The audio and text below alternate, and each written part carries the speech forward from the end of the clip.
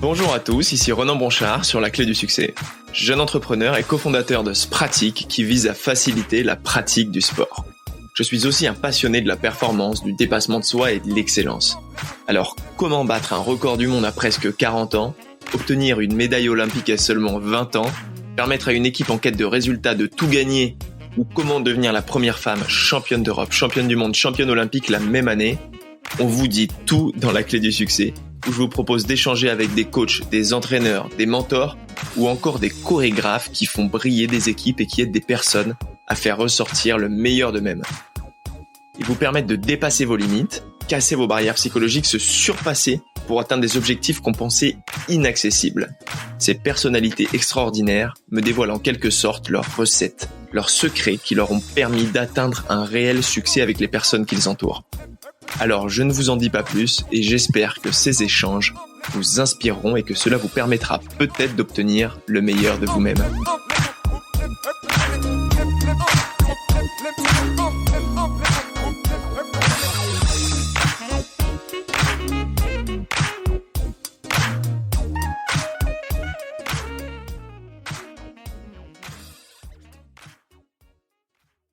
Merci à tous d'être ici pour écouter ce nouvel épisode de La Clé du Succès. Aujourd'hui, c'est Gilles Roca qui vient sur le podcast. Gilles est un expert de la course à pied, de la marche athlétique, mais surtout de l'athlétisme et du coaching en général. Vous ne le connaissez peut-être pas sur le devant de la scène, mais Gilles opère en coulisses de façon redoutable et il est bien connu du monde de l'athlétisme. En effet, Gilles accompagne de nombreux sportifs dans sa région au club de l'EFS de Reims, dont un certain Yoann Diniz, spécialiste du 50 km marche, triple champion d'Europe et champion du monde. Gilles nous explique comment il a permis à Yoann Diniz de renouer avec le succès jusqu'à battre le record du monde de 50 km marche et devenir un des plus grands champions de l'athlétisme à presque 40 ans. Dans cet épisode, on abordera différents sujets hyper intéressants pour tout niveau sportif et je dirais même pour toute personne qui souhaite progresser dans son domaine. Comment choisir son coach, comment se dépasser, comment s'améliorer sans cesse, même après 20 ans de pratique. Vous verrez, ce qui est intéressant, c'est qu'il prend autant de plaisir avec un athlète de haut niveau qu'avec un amateur. Et comme il le dit, il a quasiment autant de satisfaction pour un athlète qui bat des records que pour une personne en surcharge pondérale qui arrive à finir son premier marathon. Je vous laisse maintenant découvrir cette discussion inspirante et pleine d'humilité avec Gilles Roca. Bonjour Gilles, bienvenue sur le podcast. Bonjour Ronan. Alors il a été difficile de trouver des infos sur toi pour préparer cette discussion, mais je me suis quand même prêté au jeu. Si tu es d'accord, je vais commencer par te présenter brièvement pour mettre les auditeurs dans le contexte. Vas-y. Alors Gilles Roca, tu es né le 2 juin 1962, tu es coureur depuis presque 30 ans et plus récemment on te connaît pour entraîner Yoann Diniz. Après une période difficile pour lui, vous commencez à travailler tous les deux ensemble. Avec toi, il remporte 2 records du monde en 20 km et 50 km marche, un 3e titre européen, un titre mondial et plusieurs titres de champion de France.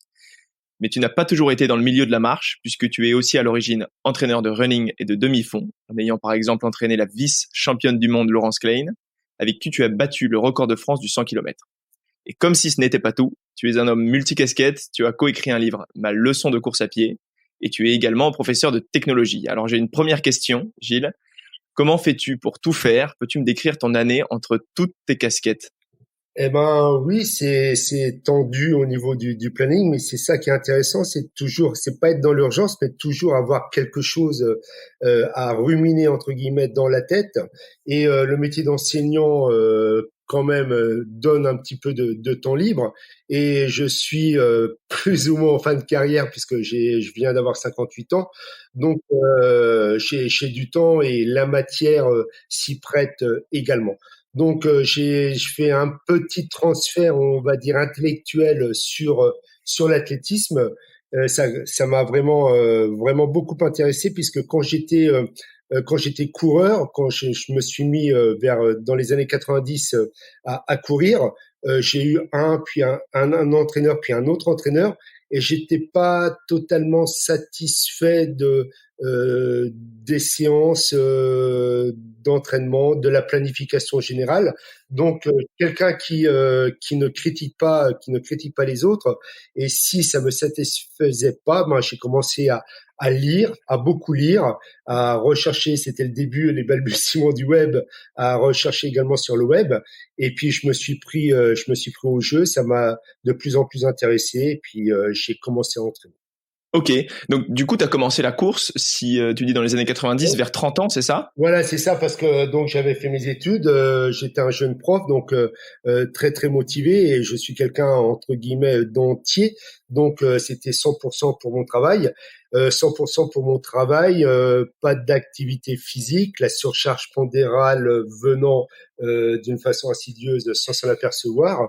Eh ben, Avec l'âge, voilà, j'imagine. avec l'âge, donc à 29 ans, ben, j'ai commencé à recourir. C'était pas encore hyper tendance entre guillemets à courir comme ça en mettant une paire de baskets et puis à cracher mes poumons au début, et puis ça vient rapidement et on se prend au jeu, c'est le cas de le dire, et puis on se shoot entre guillemets régulièrement lors des séances d'entraînement. Et puis comme tout le monde, je me suis pris au jeu dans chronométrique, c'est-à-dire essayer de performer. Voilà, mais au début, je termine là-dessus. Au début, voilà, je suis vraiment parti de rien, puisque j'ai fait mon premier marathon seul et vraiment sans aucune connaissance et sans savoir où j'allais, avec 2 entraînements par semaine. Donc D'accord, au début, tu t'es entraîné tout seul. voilà, c'est un peu le fil conducteur de mon parcours, c'est-à-dire les sensations que j'ai perçues au début, même maintenant, je continue à entraîner le running, également le haut niveau, et j'ai toujours eu un pied au bas de l'échelle, puisque moi je suis un coureur lambda comme tout le monde, et c'est important de d'avoir toujours ces différents référentiels, pas que le référentiel maintenant au niveau, mais j'ai toujours en tête ce que les athlètes qui ont moins de capacité, qui font ça pour leur plaisir, ont comme sensation. Et c'est important, j'ai toujours ce recul, et je suis pas. C'est là que je sors un petit peu de l'ordinaire par rapport à mes collègues que je peux côtoyer dans les stages d'équipe de France. Je suis pas un professionnel au sens littéral du terme. Je suis enseignant et je suis toujours resté enseignant. Et pour moi, c'est important de pas mettre les œufs dans le même panier, c'est-à-dire toujours avoir cette capacité de recul qui permet d'analyser, de auto-analyser, et de voir si on part pas dans certaines dérives. Alors les dérives, ça peut être dans les dérives dans l'entraînement, dans le contenu, mais ça peut être également, et le haut niveau fait beaucoup ça, c'est-à-dire on peut se prendre rapidement pour un bon entraîneur. Et justement, quand on dit une chose, ça permet de relativiser tout ça.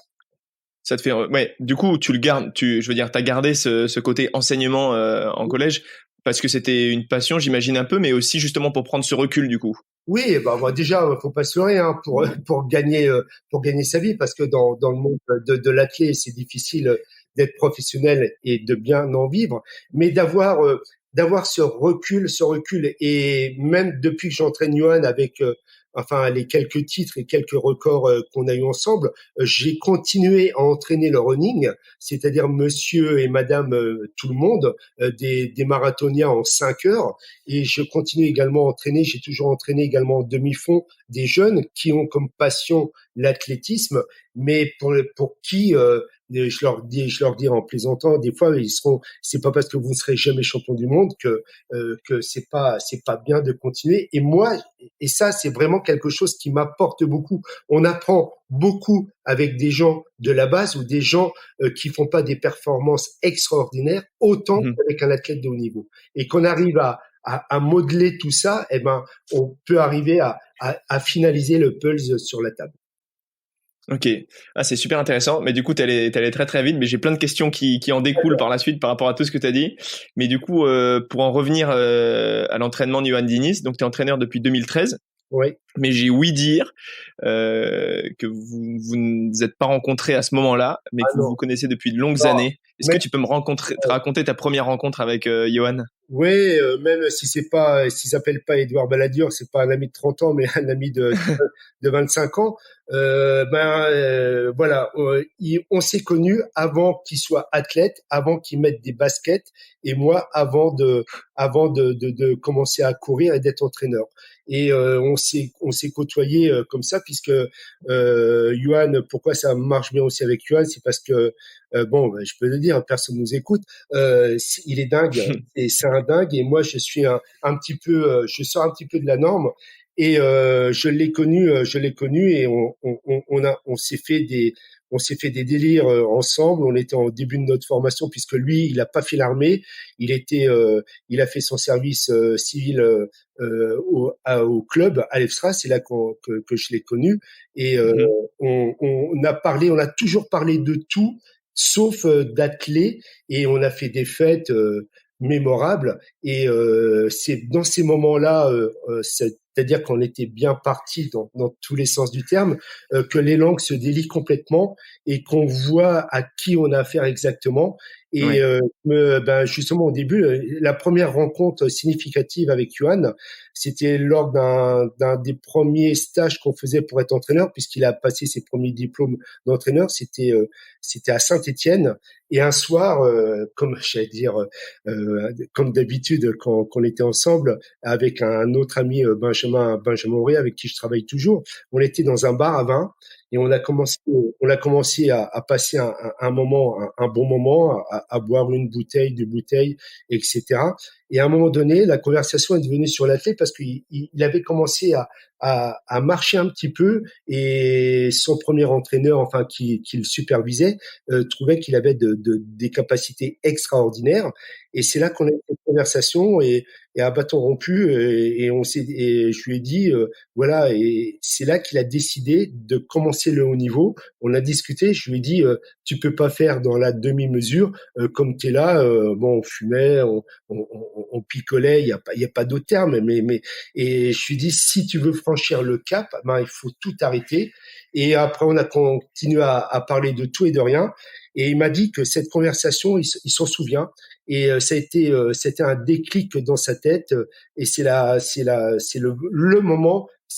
Pour moi, la première La rencontre, première vraie rencontre. la première vraie. Sportif, entraîneur, mentor, quoi. Voilà, mais j'étais pas entraîneur. C'était le premier stage pour passer notre premier diplôme d'entraîneur. Je commençais à entraîner simplement le running, et j'étais voilà. Mais c'est la première discussion. En fin de compte, j'étais pas entraîneur, il n'était pas athlète, mais qui nous a marqué tous les deux, parce que moi aussi je m'en souviens bien. Et puis après, voilà, c'était le verre dans la pomme. Et quelques semaines après, il a pris sa décision d'être beaucoup plus sain, Ouais, d'y aller à fond. et d'y aller à fond. C'est-à-dire qu'après, il a demandé au club justement de faire moins d'heures de travaux au niveau du bureau, de pouvoir s'entraîner. Et puis, eh ben, c'est comme ça qu'il a commencé. Et là, on a toujours été amis, mais j'étais pas du tout son entraîneur, puisque moi, je commençais. Et puis, là aussi, c'est entre nous, mais moi, avant 2013, à la marche, enfin, je n'y connaissais strictement rien. Mais quand je dis rien, c'est rien du tout. Voilà. Donc là, au début, il a commencé à faire son petit bonhomme de chemin. Et puis, ben, je suivais ses résultats. J'allais le voir sur certaines compétitions, parce qu'inconsciemment, c'est quand même bizarre la vie, parce que j'étais pas du tout entraîneur de marche. Il y avait aucune vue sur notre future relation, mais j'allais quand Mhm. même le voir sur des grands championnats. Je sais que pour lui, j'ai fait le déplacement à Berlin en 2009 pour le voir faire le championnat du monde, où ça s'était très très mal passé. J'étais à Orgeval, un autre stade de l'EFSRA, où il a battu le record du monde de 50 km sur piste. Et là aussi, une anecdote qui est très très intéressante, comme quoi c'est vraiment. Il se souvient encore maintenant où j'étais sur la piste, au bord de la piste. C'est-à-dire, il y avait plus de 3000 personnes, et Il a la visualisation de la voilà, place. et il m'a dit, t'étais là, et c'est vrai, j'étais juste là. Et voilà, de l'ordre de l'inconscient, il y avait peut-être quelque chose déjà, il y a presque 20 ans maintenant. Ouais, donc il y avait déjà cette relation, on va dire, même si c'était pas entraîneur sportif directement, mais mentor finalement, conseiller finalement à l'époque, on Oui, peut dire. alors ça veut dire que ce qu'il a toujours aimé chez moi et que moi j'aime également chez lui, c'est notre franc-parler. On fait pas Vous vous dans la dites les choses. mesure et on se dit les choses. Ouais, je l'ai déjà plusieurs fois. Ben, je sais pas, tu vas me poser la question quand est-ce que j'ai commencé à m'entraîner. On en reparlera après. Mais je suis une des rares personnes quand il était entre guillemets une petite star de l'athlétisme avant qu'il tombe dans le trou parce qu'il a été très très bas. Tout Mhm. le monde le caressait dans le sens du poil. Et quand tu es athlète de haut niveau, il y a beaucoup de gens qui gravitent autour de toi, qui disent que tu es le meilleur, que tu es le plus beau, et qui n'ont pas le courage ou qui veulent surtout pas dire les choses telles qu'elles sont. Et moi, chaque fois que je le voyais, parce qu'il a fait des conneries, on fait tous des bêtises, et je lui disais ces quatre vérités. Donc, s'il avait du mal à encaisser mes propos, mais c'est chez Johan, c'est C'est 24 ça qui le faisait réagir. voilà, 24 Mhm. heures, 48 heures plus tard, hop, il assimilait ce que je lui disais et après, on se retéléphonait. Il me disait, ouais, t'as pas totalement tort et c'est un euphémisme. Oui, te remercier. Ouais, voilà, c'est. Et du coup, tu penses que c'est plus facile quand il y a une relation d'amitié entre le sportif que t'entraînes et l'entraîneur? Je veux dire, en termes général, hein, je te parle Euh, déjà avec Johan, mais est-ce que tu penses que c'est plus simple quand il y a une relation d'amitié au départ d'entraîner ou pas? Non, ça veut dire que quand tu es entraîneur, il faut s'adapter à la personnalité de chaque athlète. Je sais qu'avec d'autres athlètes, tu as parlé de Laurence Klein dans le début de ta présentation, Mhm. c'était une autre approche. J'ai également entraîné un jeune avec moi, il a fait le championnat d'Europe espoir en demi-fond sur 1500 mètres. Et là, je continue à l'entraîner. C'est une autre démarche, c'est des autres rapports. Il faut percevoir les choses. Il y a avec certains athlètes où j'ai plus ma casquette d'entraîneur telle qu'on peut l'avoir, monsieur, enfin des choses comme ça, où ça va pas plus loin, mais l'athlète ne demande pas plus. Et d'autres athlètes demandent autre chose. Et c'est ça qu'il faut arriver à percevoir. Alors, de l'ordre du conscient et de l'inconscient. Et c'est ce qu'on n'apprend pas dans les livres et c'est ce qu'on n'apprend pas dans les formations. Mhm. Est-ce que tu penses que là tu dis qu'il y a une relation différente, il faut apprendre à connaître le sportif et le sportif j'imagine doit aussi apprendre à connaître l'entraîneur. Oui, Euh, on dit souvent que le sportif choisit son entraîneur, ouais. mais est-ce que tu penses que l'entraîneur choisit aussi, il y a une part de choix dans le sportif, est-ce que avec qui il a envie de travailler, est-ce que ça se fait vraiment des deux côtés ou il Oui. y en a un qui Alors, ouais. et l'entraîneur qui choisit, pardon, c'est l'athlète qui choisit son entraîneur au début de la relation, mais tout de suite, si ça ne va pas, et on le voit au bout de 6 mois. Si au bout de 6 mois ça va pas, ben on fait une année et on se sépare entre guillemets à l'amiable. Mais À l'amiable. voilà, Ok. ça veut dire que moi, voilà, il faut que ça passe pas au niveau du feeling, au niveau du relationnel, parce que j'invite pas mes athlètes à manger le dimanche midi tous les dimanches. Et même je les invite pas à manger. Mais il faut qu'on sente que ça passe. C'est-à-dire que c'est pas du feeling, c'est une sorte de confiance inconsciente. C'est-à-dire il doit faire une entière confiance, mais même sans se poser la question. Si dès qu'un athlète ne remet pas en cause, mais pose, il peut Doute. doute, voilà. Il peut poser des questions sur le Oui. contenu. Pourquoi tu me fais faire ça? Et là, c'est mon travail de pédagogue d'expliquer le pourquoi du comment et les résultats à court ou à moyen terme de ce type de macrocycle ou de mésocycle. Mais si tu vois un doute ou un instant de doute ou de surprise dans son regard, ben, là, tu sais que ça peut pas aller au bout parce que dans le haut niveau, on les pousse à l'extrême, on les pousse à l'extrême. Et pour que moi, c'est ma façon d'entraîner aussi, c'est-à-dire que moi, c'est la commande du cerveau. Tout part du cerveau. Si on arrive, comme je dis à chaque fois aux athlètes, si j'arrive à péter des tuyaux dans votre cerveau, dans le sens où la commande, si j'arrive à faire une commande supplémentaire, euh, on va progresser. Parce que physiologiquement, c'est pas de la fausse modestie, mais physiologiquement, Johan, au niveau du plan d'entraînement, au niveau de la planification, il y a peut-être 100 ou 200 personnes dans le monde qui sont capables de l'entraîner. Mais il y a autre chose. Il faut trouver le déclic, il faut trouver la commande, l'endroit dans le cerveau où on peut écarter la commande et le faire se transcender plus qui, qui peut ou qui croyait pouvoir. Voilà. D'accord, oui. C'est le cerveau qui inhibe tout et qui bloque mille et une choses pour se mettre en sécurité avant, voilà. Donc, si on arrive Ouais, à, donc c'est mieux d'avoir quelqu'un sur qui on peut se reposer et avec qui on a une entière confiance, finalement. voilà, et il faut qu'il soit vraiment, il faut que ça soit encore open bar, entre guillemets. Ouais. Du coup, bah vous, votre association s'est super bien passée avec Johan Diniz. Comment justement, bah tu m'as avancé la question.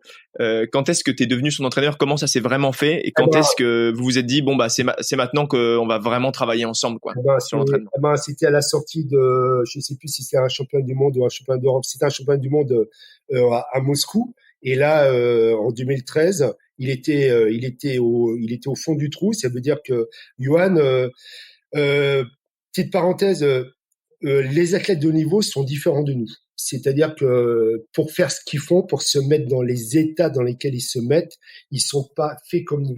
Et Johan, il a pété des câbles, on va dire globalement 50% des objectifs qu'il a fait. C'est-à-dire qu'à Moscou, il était au fond du trou, il a pété un câble, il a tout envoyé paître. Ça faisait 2 ans qu'il n'avait pas de résultat. Ses sponsors, parce que là, on n'est pas dans le monde des bisounours, ses sponsors Mhm. commençaient à partir. Il était au fond du trou et on s'est rencontrés, comme d'hab, j'allais dire, à un concert parce qu'on a une passion commune, c'est la Pour musique. le rock, j'ai entendu. Ouais, voilà, c'est ça, c'est le rock. Ouais. Et donc, on avait chacun une pinte de bière à la main. Et puis, je le voyais discuter toujours avec des gens qui le caressent plus ou moins dans le sens du poil. Et puis, il est venu vers moi. Et j'étais avec mes potes, mais en dehors de l'athlète, parce que c'est aussi Mhm. important d'avoir avec mes amis musicien et il est venu me voir et on a commencé à parler d'athlète, de ce qu'il avait fait à Moscou et il pensait que comme toutes les interviews qu'il avait données à France 2, enfin à la télévision et avec ses copains, il croyait que j'allais le plaindre et lui dire ouais c'est tatati tatata et là je l'ai traité plus bas que terre. Je lui ai dit, je pense que c'est mes propos, t'es qu'une merde et t'as pas le droit de trouver des excuses sans arrêt. C'est pitoyable ce que tu as fait et surtout l'après compétition de partir dans la dérive de trouver des excuses. Et je lui ai parlé comme ça. Et ben là, c'est un peu refermé, et c'est un petit peu refermé sur lui-même. Et 2 jours après, j'ai eu un coup de fil. Il m'a dit, Gilles, je veux que tu sois mon entraîneur. Et Ok. je connaissais rien de la marche. Voilà. Ouais, encore une fois, c'est fou. Et encore une fois, comme tu dis, il faut bien connaître la personne parce que j'imagine avec d'autres sportifs, t'aurais fait ça, ça aurait pas du tout accroché. Ah Et mais c'est là aussi la différence par rapport à ce que tu dis. Je lui ai dit ça, mais pas avec une quelconque arrière-pensée. oui, C'est-à-dire ça que s'est fait comme ça. Mm. c'est quelqu'un que j'estime, que j'aime bien, c'est un ami, ou même si c'était un autre athlète, et s'il commençait à me dire des bobards, se trouver de fausses excuses, je lui dirais non, là tu dis n'importe quoi, garçon, c'est pas ça. Oui. Le problème, c'est pas l'extérieur, il vient de toi. Voilà. Et ça, ce discours-là, personne ne lui tenait. Personne ne lui a tenu. C'est-à-dire que même dans son giron, dans sportif ou familial ou des amis, il commençait toujours à argumenter et les gens acquiesçaient. Et non, à un moment donné, il faut dire les choses comme elles sont. Diniz, voilà, je l'appelle Diniz, il a merdé grave pas mal de fois. Et là, il était au fond du trou. Et j'en ai parmi une couche. Je lui ai dit non, Johan, non, c'est toi. Le problème, c'est toi. Voilà. Ouais, tu lui as dit ce que tu pensais. Voilà. Du coup, pour parler de l'entraînement proprement parler, j'ai entendu que Yoann Diniz faisait beaucoup de nage depuis que tu es son entraîneur, près de 12 kilomètres dans l'eau Ouais. chaque semaine. Ouais. Est-ce que tu penses, et pourquoi en général, il peut être nécessaire pour un sportif de haut niveau de pratiquer d'autres sports? Alors, avec le petit recul que j'ai maintenant, Mhm. et là aussi, des fois, j'ai des discussions assez tendues avec des collègues entraîneurs. Euh, je vais dire que tous les sports où la filière aérobie rentre en compte, c'est-à-dire un D'accord. sport d'endurance, même de vitesse, hein, euh, on peut on peut entraîner, j'allais dire, n'importe qui fait un sport avec ces bases-là. C'est-à-dire entraîner un triathlète, entraîner un nageur, entraîner un marcheur, entraîner un demi-fondeur, entraîner quelqu'un qui fait du 100 km ou un marathonien. Il faut pas avoir peur. Il faut pas avoir peur. Et euh, il y a vraiment un tronc commun. Il y a un tronc commun. Et D'accord. je suis quelqu'un de curieux, de curieux. Et je reste pas sur des certitudes. D'abord, quand on a des certitudes, ben, c'est fini, on n'est plus loin à rien. Et à un moment donné, il y a eu l'explosion du triathlon, mais dans le sens où ils avaient des très très bons résultats, et même certains triathlètes qui venaient titiller les spécialistes de l'athlétisme en cross étaient devant eux. On avait Vincent Louis qui était chez nous à EFSRA, et il a fait second au championnat de France élite de cross, et avec un entraînement différent, complètement différent. C'est-à-dire, nous, dans l'athlé, on fait attention de ne pas faire trop d'entraînement, tatati, tatata. Et les Mhm. séances en athlétisme, malheureusement, elles sont plus ou moins marquées dans le marbre depuis des décennies. Voilà. Et là, quelqu'un comme Vincent Louis qui tous les matins qui fait de la natation à 5 heures du mat et puis après fait une autre séance soit de vélo et soit de course à pied, eh ben ça montre que ça m'a interpellé, ça m'a ouvert une porte pour me dire ben va voir ce qu'il y a derrière. Il y a peut-être des choses à prendre au niveau de l'entraînement, mais pas quand je dis apprendre au niveau de l'entraînement, c'est pas pomper parce que Oui, oui. dès, Mais à faire réfléchir. Peut-être qu'il y a quelque chose à côté. voilà, il y a quelque chose à côté et on n'a peut-être pas la science infuse dans l'athlétisme. On n'a peut-être pas la science D'accord. infuse dans l'athlétisme. Et avec Johan, donc il m'a fait confiance depuis le début. Et puis, voilà, au début, il disait, je vais te donner les plans d'entraînement que je faisais avec mes anciens entraîneurs, les choses comme ça, tous mes cahiers d'entraînement, t'auras les planifications, t'auras les chronos, les machins comme ça. Je lui dis non, non, je veux pas, je veux surtout pas. Je veux surtout pas et tu me donnes rien. Et je suis parti, ben là, comme je suis là à parler avec toi, ben, je me suis mis sur ma table de la cuisine. Et puis, ben moi, j'aime beaucoup écrire. Et j'ai pris une grande feuille et je travaille sur des feuilles A3 et pas sur des feuilles A4, des grandes feuilles blanches. Et j'ai commencé à projeter pas les lignes directrices, mais les possibilités d'entraîner différemment. Alors pourquoi en plus? Parce que le challenge de Yuan m'intéressait, mais j'allais dire, c'est pas que j'ai pas eu peur ou j'étais inconscient parce que il était dans les médias, il était 2 fois champion d'Europe, il avait un petit Oui. palmarès, j'y connaissais rien à la marche, donc j'aurais pu lui dire mais attention, on va t'attendre et on m'a attendu au Au premier tournant, bah oui. au Oui, tournoi. oui, j'imagine. Mais je me suis dit c'est un beau challenge et puis le challenge il était intéressant pourquoi? Parce que j'ai pris Johan entre guillemets à 36 ans et physiologiquement à 36 ans ton pic de forme, il est derrière toi. Et pourtant, voilà, depuis qu'il est avec moi, il a explosé tous ses chronos et Bah oui, il a eu 2 records. ça montre ça que si j'avais pris, par exemple, ces cahiers d'entraînement, les choses comme ça, et si j'avais fait un complexe d'infériorité en disant ouais, mais là il a eu des super entraîneurs, mais qui étaient dans le modèle de l'entraînement et un organisme, si pendant 20 ans tu lui fais faire les mêmes choses, il ne progresse plus. Tu arrives à Oui. maintenir, Il tu commence à arrives s'habituer, le muscle s'habitue et voilà. j'imagine que oui. Et puis surtout la tête. Je reviens à ce que je disais tout à l'heure. Je lui ai pété des trucs dans la tête à Johan. J'ai surpris sa tête.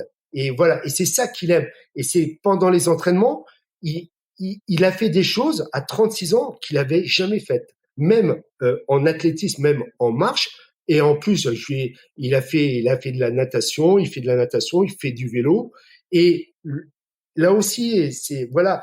Pourquoi faire du vélo? Dans l'athlétisme, là, c'est en train de changer, c'est en train de changer. Mais avant, on disait à un athlète, tu vas faire du vélo quand il était blessé, quand il sortait de blessure, pour faire une réathlétisation. Et le Oui. vélo, tu prends ton vélo et tu pars 2, 3 heures mouliné.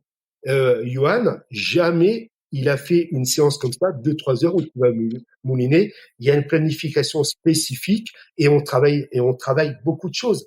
Et Oui, ça, tu le fais même pas en récupération, tu le fais, ah, c'est vraiment à proprement dit dans l'entraînement, quoi. il n'a jamais fait une séance de vélo en récupération. Jamais. On ne fait que du qualitatif. Des séances très très courtes, mais très très intenses. Et pourquoi ça paye?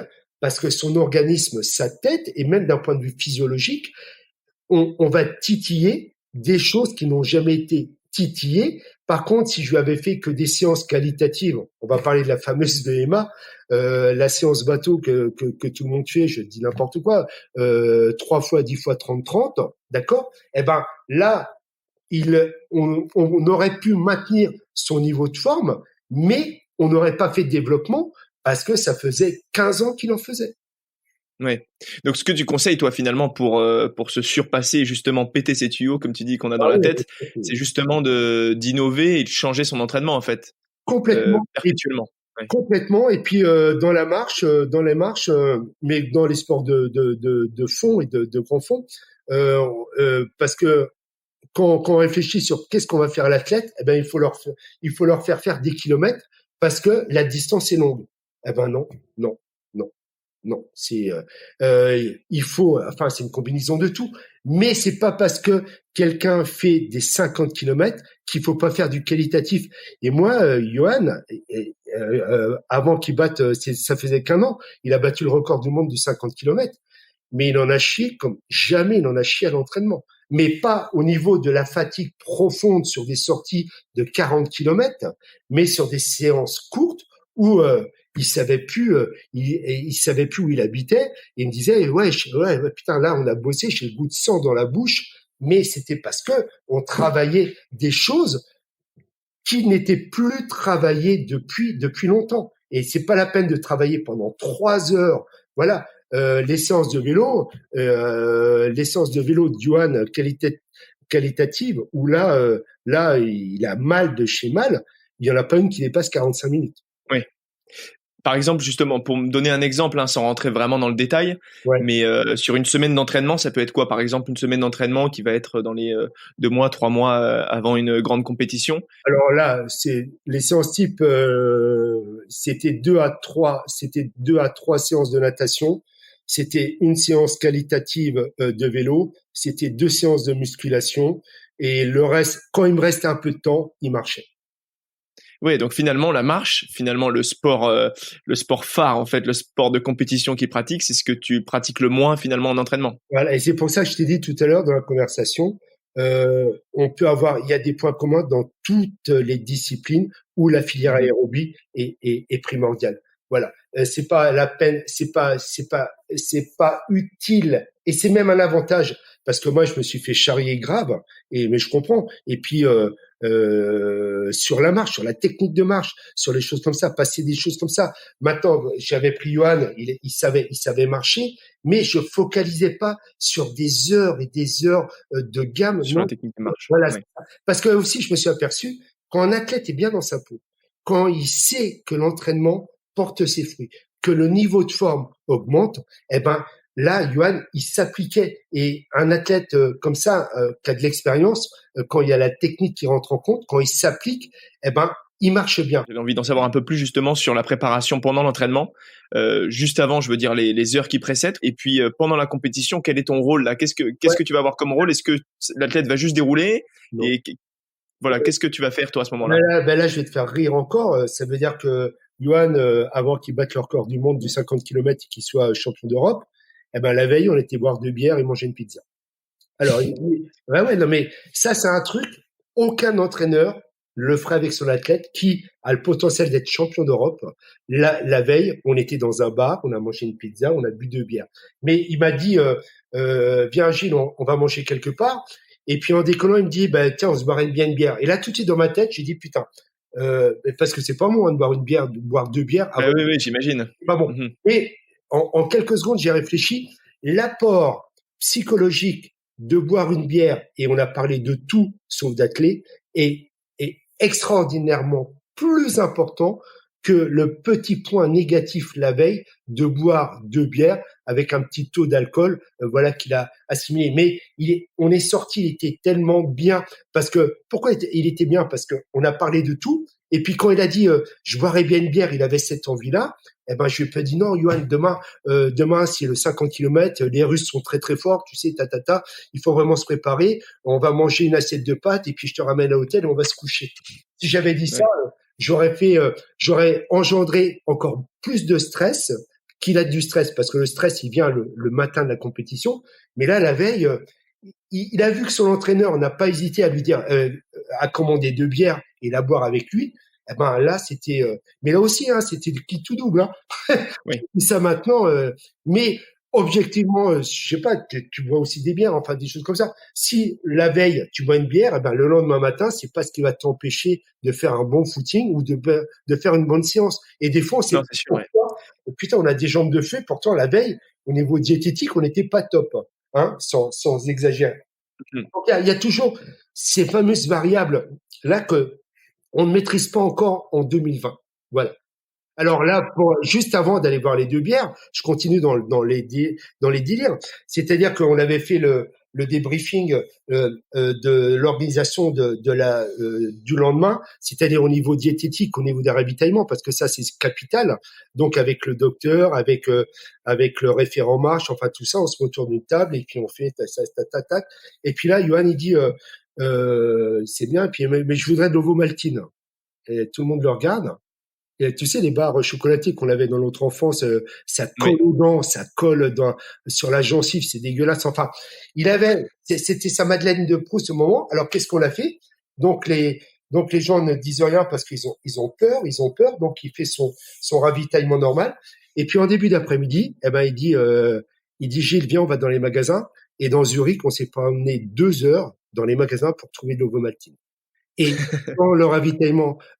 pendant son ravitaillement, là où il a battu le record du monde, il est champion d'Europe, à un moment donné, il disait au médecin, passe-moi, je veux de l'ovomaltine le tour suivant, les petites barres chocolatées. Et c'est une ineptie, c'est une aberration, mais il avait envie de ça à un moment, mais plus jamais il a mangé d'ovomaltine, de barres chocolatées avec moi, plus jamais. Mais il avait besoin de ça. Et globalement, sur tous les ravitaillements, il se ravitaille tous les 2 kilomètres, c'est-à-dire tous les tours. Donc, il y a 24 ou 25 ravitaillements. Il a pris 2 ou 3 fois une bouchée d'ovomaltine. Donc, si on a cette capacité d'analyser, de voir concrètement et de pas paniquer tout de suite, ça avait aucune incidence au niveau diététique. Aucune. Oui. Aucune. Mais il avait En plus, c'est une fois, comme tu dis, c'est pas faire dans l'excès, quoi. Encore une fois, c'est. Non, mais il a pas. Si là, même moi le premier, j'aurais dit non, tu fais pas tes ravitaillements avec une barre chocolatée pendant tout le truc. Mais non, il avait besoin à un moment donné parce que il sait très bien, on t'en parlera peut-être, mais le 50 km, lui, ce qu'il aime, c'est son point fort. Il attend avec une impatience, avec plus ou moins d'impatience, le moment où il va avoir mal. Et il sait que quand il commence à avoir mal, que plus rien ne va, il sait que c'est là que ça commence.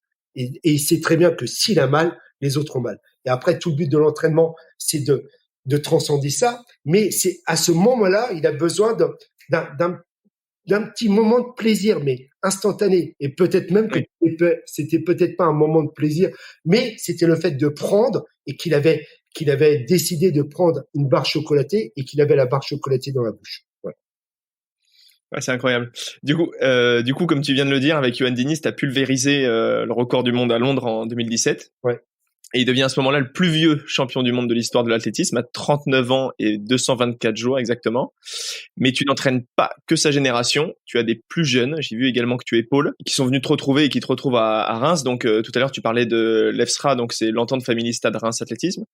C'est important aussi pour toi de transmettre aux plus jeunes ou est-ce que tu préfères, je veux dire, est-ce que tu as un rapport préféré avec des personnes comme Johan ou non. Pour toi c'est très important de transmettre aux jeunes aussi?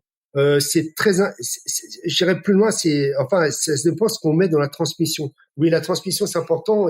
Et pour moi, avant d'être un entraîneur, surtout chez les jeunes, je suis un éducateur. C'est-à-dire mon premier rôle, même avec Ryan Goniès, qui a été champion de France junior de marche, enfin qui a des résultats, c'est de démystifier, de dégonfler tout ça. C'est-à-dire que la pire des choses, c'est enfin un peu comme je te disais avec Yuan tout à l'heure, c'est de caresser l'athlète dans le sens du poil et que l'entraîneur fasse plus ou moins inconsciemment ou consciemment le transfert sur son athlète et mettre l'athlète sur un piédestal. Et non, ce n'est que de l'athlétisme, c'est qu'un sport, ce n'est que de la marche dans l'athlétisme. Donc ça relativise un peu. Et puis la chose la plus importante, c'est d'être bien dans ses baskets et d'avoir un projet en parallèle. Parce qu'on peut pas tout miser à 17, 18 ans en disant je serai le futur Diniz. Donc moi je ne Complètement. fonctionne pas et je les caresse pas dans le sens du poil. Je dis hey, garçon, c'est bon, au niveau des probabilités, il n'y a pas 10% de chance enfin même pas 5% de chance que tu remplaces Johan ou quelqu'un d'autre, hein, dans des choses comme ça. Donc il faut avoir un autre projet. Et puis je me bats entre guillemets également sur les centres d'intérêt.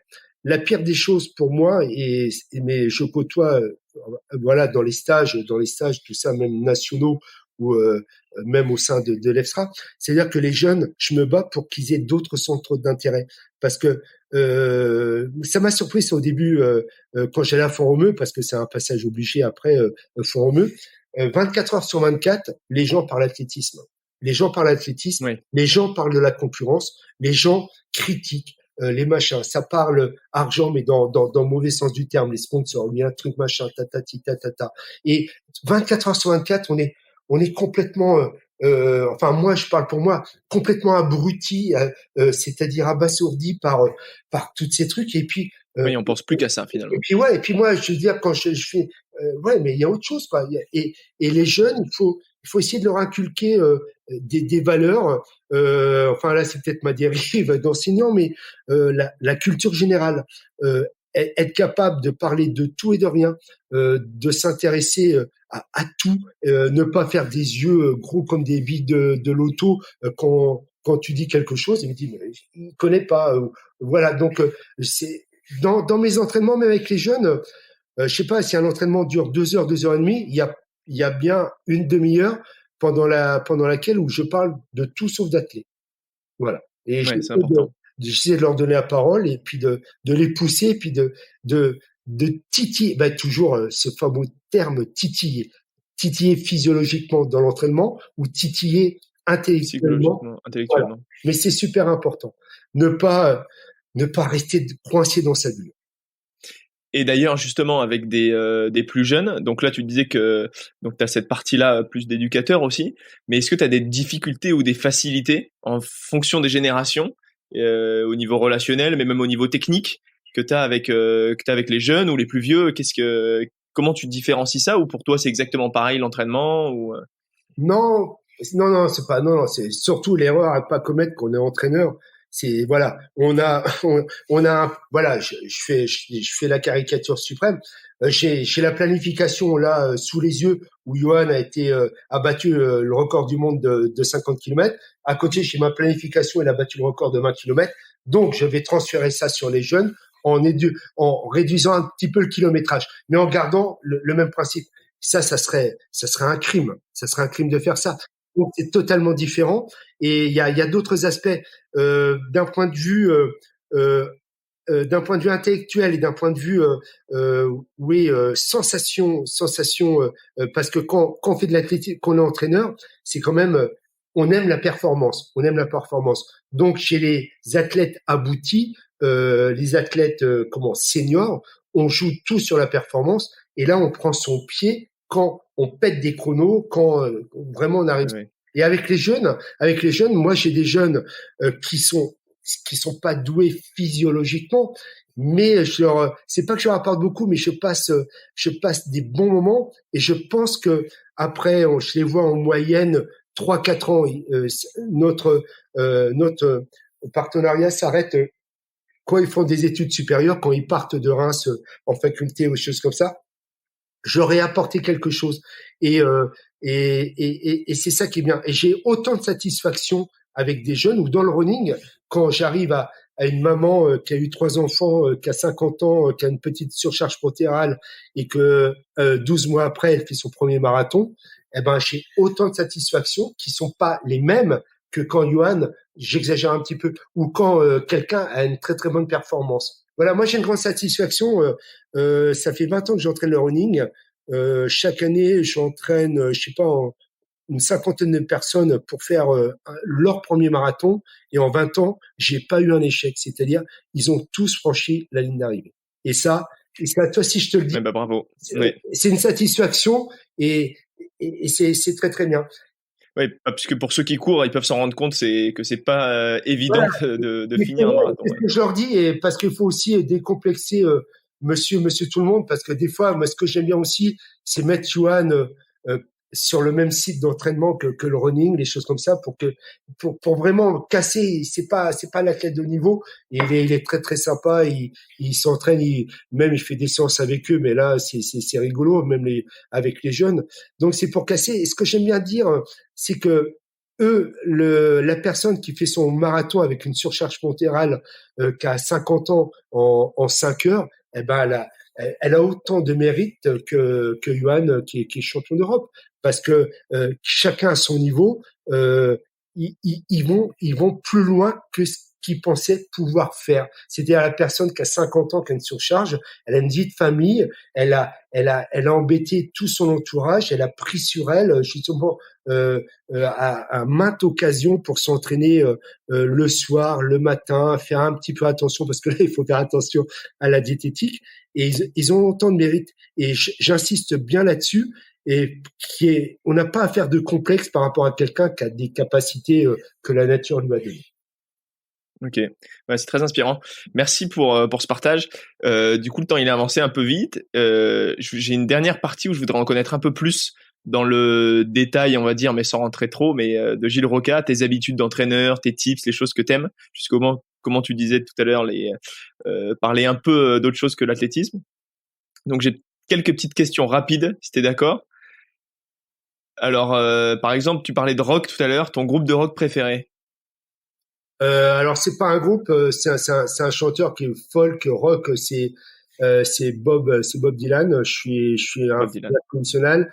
Springsteen j'aime bien et comme groupe pardon là le groupe voilà qui est binaire mais là aussi on pourrait parler 2 secondes. C'est les groupes tels comme AC/DC tout à l'heure je viens encore écouter un album parce que quand on est féru de musique, quand les gens commencent à être musiciens ou les choses comme ça, il y a une sorte de mépris sur les choses. Mais moi, la musique, ou comme la peinture, ou comme dans le sport, s'il y a pas le déclic, s'il y a pas cette émotion qui te prend sans que tu sois un connaisseur, voilà, c'est pas la peine. Après, quand il y a cette première émotion que j'ai eue avec Bob Dylan, tu creuses, tu essaies de comprendre et tu vas Ouais. beaucoup plus loin. Mais il faut t'accrocher. Et c'est pour ça que je me bats, entre guillemets, avec mes élèves et aussi avec mes athlètes.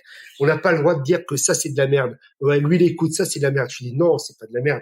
T'aimes pas, mais C'est que toi, tu n'aimes pas. voilà, Ouais. voilà. Et c'est un peu, c'est un peu le principe, j'ai un peu ce principe-là. Alors dans mes petits tics d'entraînement, ce que tu disais comme entraîneur, ben je sais pas si je suis le seul entraîneur, mais je fais beaucoup rire tout le monde avec ça. Et Johan, enfin, maintenant il en rigole. Au début, il rigolait pas tout. J'ai pas de chronomètre. Je prends pas de chrono. C'est-à-dire que Johan, Ok. je prends pas de chrono et pour moi c'est pas important. Attention à ce que je dis, c'est pas important. C'est pas la chose la plus importante pour moi. Le plus important, c'est le visuel. C'est-à-dire comment se comporte l'athlète pendant la séance, à des petits gestes, à des petits mimétismes, des choses comme ça. Et voilà, si j'ai pas de chrono, l'athlète est obligé de percevoir au plus juste ses sensations. Parce que moi, je suis pas un porteur de chrono. Et ce que j'avais dit à d'autres journalistes aussi avec Yuan, j'ai pas une télécommande dans la main et j'appuie pas sur les boutons quand Yuan il démarre. Oui. Et voilà, je pilote. Et je veux pas ça. Je veux pas. Ça veut dire, je lui dis maintenant, j'ai fait mon job. C'est toi l'athlète. Moi, je suis qu'entraîneur. Et maintenant, tu te démerdes. Ouais. Bah d'ailleurs justement je rebondis par rapport à ça parce que j'ai vu que c'était un autre petit tips, c'est que tu filmais tous les entraînements du coup avec ton portable et je voulais savoir pourquoi. Oui, c'est pour me faire une base de données, une base de données sur, toujours sur le visuel. Alors, je les décortique pas, je les décompose pas avec des logiciels qui nous donnent la valeur angulaire, etc., des choses comme ça. Mais c'est pour voir le faciès, c'est pour voir, et puis pour voir l'évolution de l'athlète. C'est-à-dire, je me passe après sur l'écran, je me mets 2, 3 vidéos à des moments différents et pour voir comment l'athlète se comporte pendant la séance. Et c'est surtout ça.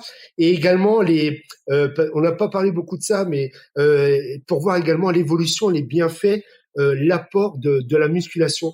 Parce qu'on a parlé du vélo, on a parlé de la natation, mais moi, quand je fais une planification, les premières séances que je mets, ce sont les séances de musculation. Et après, je mets autour. Donc, pour voir l'évolution.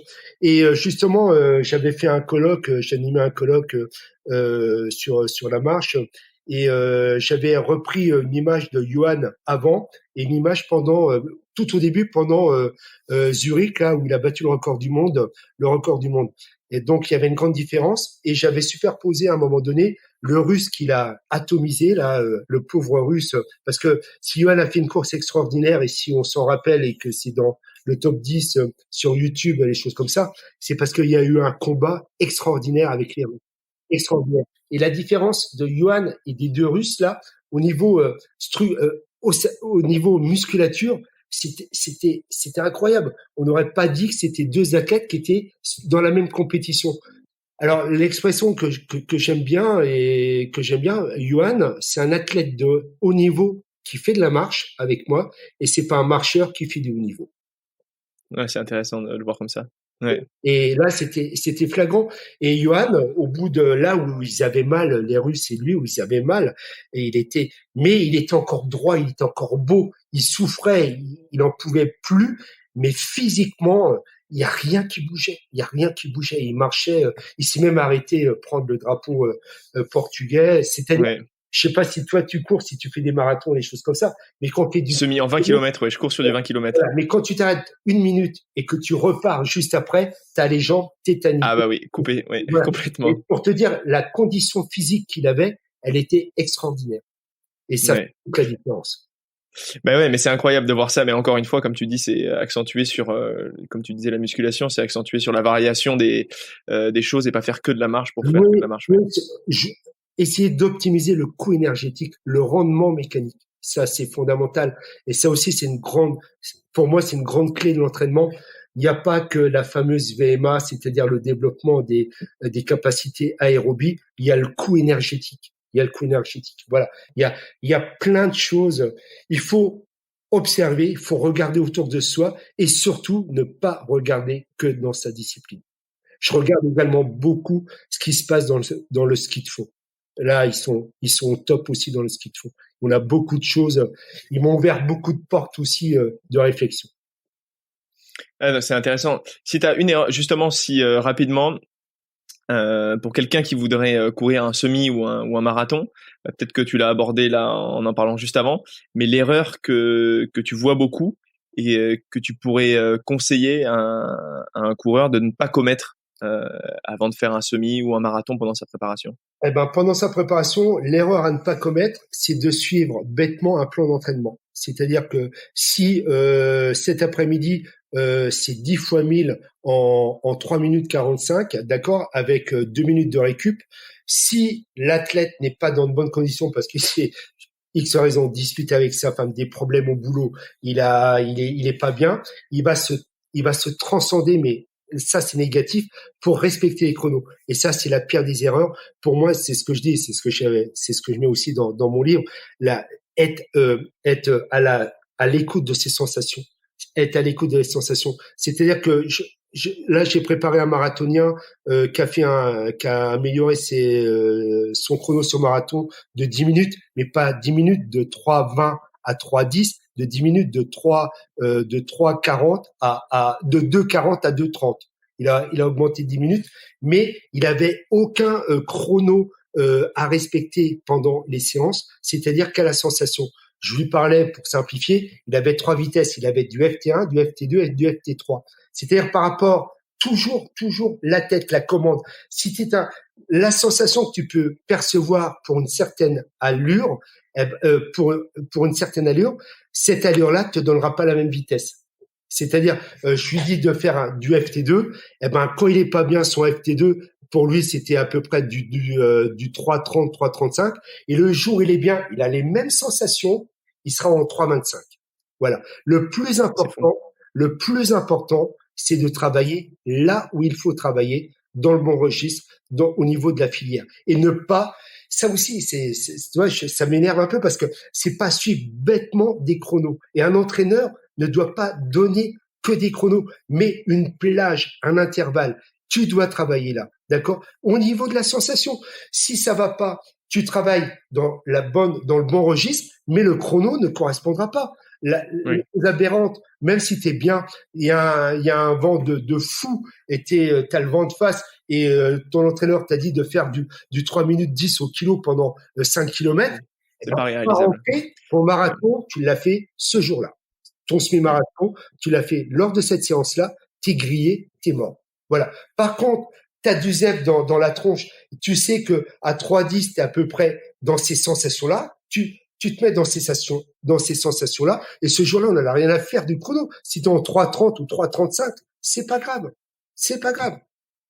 Voilà. Donc, c'est ce que pour résumer, ne pas suivre bêtement un plan d'entraînement, être à l'écoute de ses sensations et de réfléchir.